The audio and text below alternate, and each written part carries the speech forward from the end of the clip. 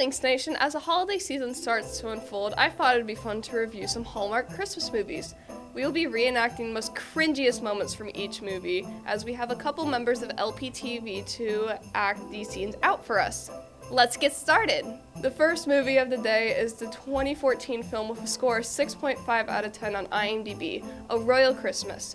The film follows Prince Leopold as he wishes to marry his lover Emily Taylor, a seamstress from Philadelphia, but Leopold's mother, Queen Isadora, has other plans for her son. The second film is a 2013 film with a score of 6.7 out of 10 on IMDb, A Very Merry Mix-Up.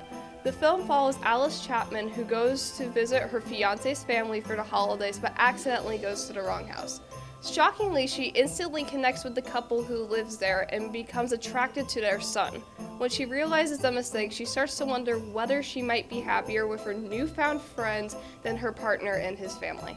The final movie is a 2016 film with a 6 out of 10 on IMDb, A Broadcasting Christmas. The film follows two exes competing for the same co-host position at the nation's favorite morning show, and they soon discover that the fire that burned between them long ago is still alive. 2 seconds later. The first 5 minutes into A Royal Christmas made me think, why did I agree to this again, as it already started to show how cheesy this movie was going to be.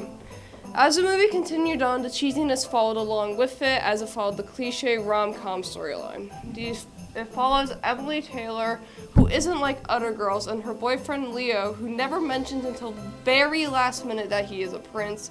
And like him mentioning that important thing last minute, he also makes a very last minute to fly back to France and introduce Emily to his mother, and surprise, surprise, his mother doesn't like the non-royal American.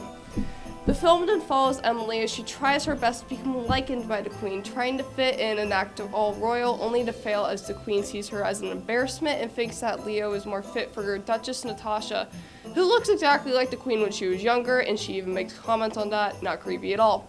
Now looking past the storyline, now onto the actors. The main character of the movie, Emily Taylor, played by Lacey Charbet, does a good performance of playing a girl feeling left out and not feeling accepted by her boyfriend's mother. Prince Leopold, played by Stephen Hagen, had a decent performance of playing the royal partner while trying his best to have enough patience with his own mother. And finally, Queen Isadora, played by Jane Seymour, does the perfect job of playing the mother-in-law nobody ever wants to have. I rate this movie 4 out of 10. I personally don't like rom-coms that much, but when it comes to this movie, it makes me not like the genre even more, as there is more focus of the cheese than the actual plot of the movie.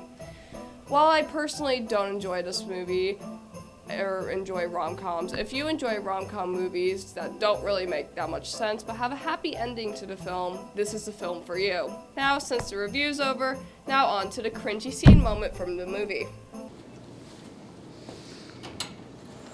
May I help you? Your Christmas decorations, sir. Christmas decoration? I ordered Chinese food. You must have the wrong apartment. Chinese food at 9 a.m.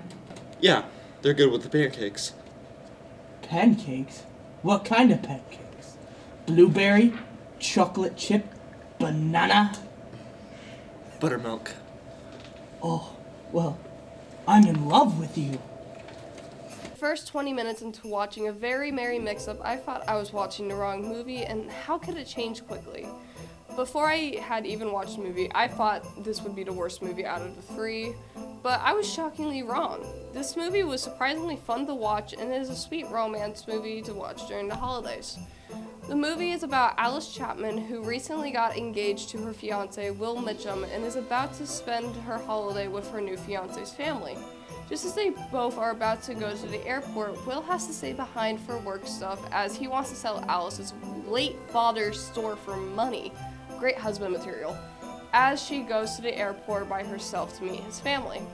While at the airport, she loses her bag and runs into Matt, who turns out to have the same last name as Will. Believing Will for his brother, Billy Mitchum, he takes her to his parents' home. Alice is then left to wonder whether she wants to stay with Matt and his family or with Will while he wants to sell her father's store for money. Now that we got the plot more explained, now onto the actors.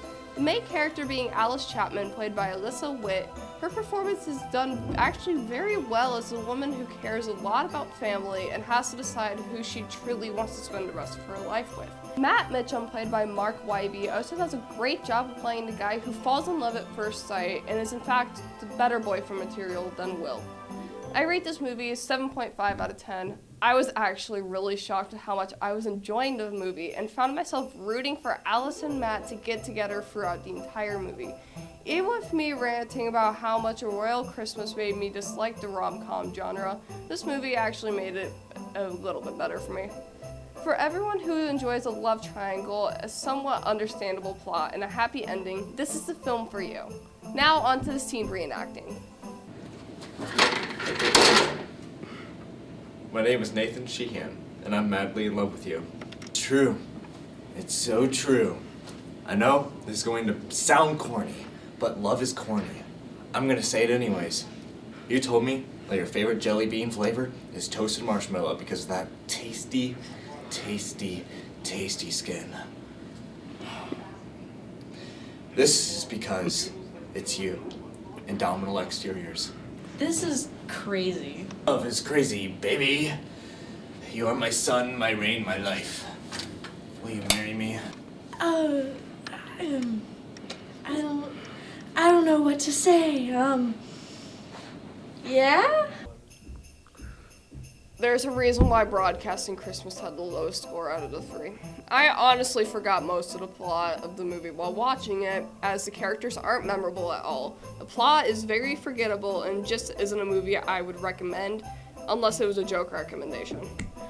The movie follows Emily Morgan and Charlie Fisher as they both compete for the same co-host spot on America's Favorite Morning Show. They both find out that they're still in love with each other after breaking up a long time ago. Both Emily and Charlie find out about the opening for the morning show, Rise and Shine. They are both excited for the opportunity for a chance at the spot of being the co-host, but once Emily finds out there's only 3 people on the list and her ex-boyfriend Charlie is on it, she gets upset and says on live TV why she should be on the list. She soon becomes internet famous, which grabs the attention of the network. Because of that, she's given a spot in the competition. Now on to the actors. The main character, Emily Morgan, played by Melissa Joan Hart, and Charlie Fisher, played by Dean Cain, both do their best to play these characters, but their acting isn't the best nor will be memorable in their careers. I rate this movie a 0 out of 10. This movie reminded me why I don't watch Hallmark films, not counting A Very Merry Mix-Up. But if you enjoy 2 main characters getting into a fight basically 90% of the time, this is the film for you. Here's today's last reenacting. So, who do you think the new co-host should be? Me!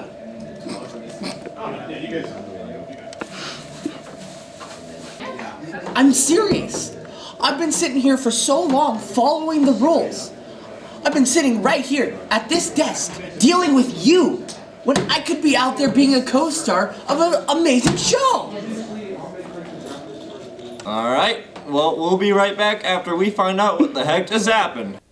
Hallmark movies are definitely holiday movies you can watch during the winter season if you're able to handle the cringe. I hope everyone has a great winter break. This has been Val reporting for LPTV.